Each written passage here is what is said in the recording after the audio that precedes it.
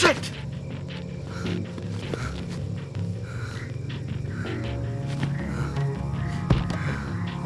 అమ్మయ్య మాతో రాడేమో.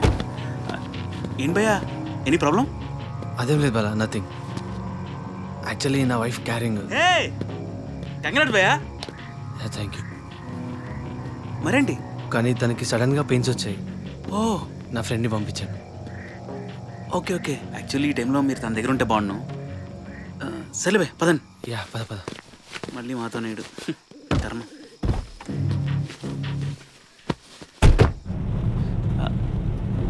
భయ్యా మీ ఎగ్జైట్మెంట్ నాకు అర్థమైంది.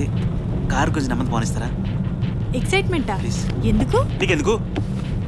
నోరు మూసుకొని కూర్చుంటావా? వాళ్ళ వైఫ్ డెలివరీ అంట, వాళ్ళ ఫ్రెండ్ దగ్గర ఉండి కేర్ తీసుకుంటున్నాడు, అది మ్యాటర్. Oh that's sweet.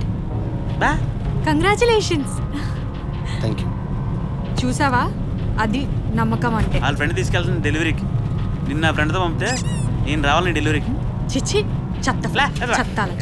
ఛీ. కొంచెం మోసుకో. నేను నమ్మాలంట.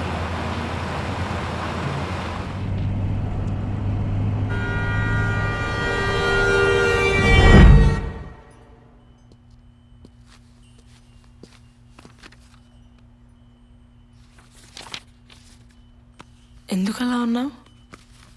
Any problem? నథింగ్. మన బిజినెస్ గురించి. ఇట్స్ ఓకే, చెప్పు. నేను కూడా నీ బిజినెస్ పార్ట్నరే కదా.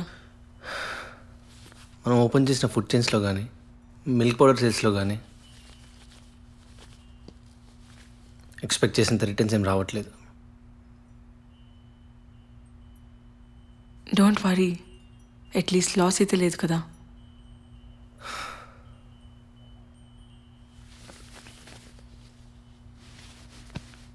ఆల్రెడీ మార్కెటింగ్ బడ్జెట్ కూడా దాటేసాం. అంతే కదా. నా పేరు పైన ఉన్న ప్రాపర్టీ కొంచెం మార్టిగేజ్ చేసేద్దాం. Use this money for future strategies. And this time try to work even more on the quality. We will definitely do well. Thank you Sam. I'll repay for this.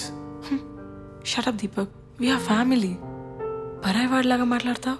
అలా కాదు, అది మీ నాన్నగారు నీకు ఇచ్చిన property కదా, అందుకనే ఆలోచిస్తున్నా. అవును, ఇప్పుడు మనది. నీకు హెల్ప్ అవ్వని ప్రాపర్టీ నాకు మాత్రం ఎందుకు?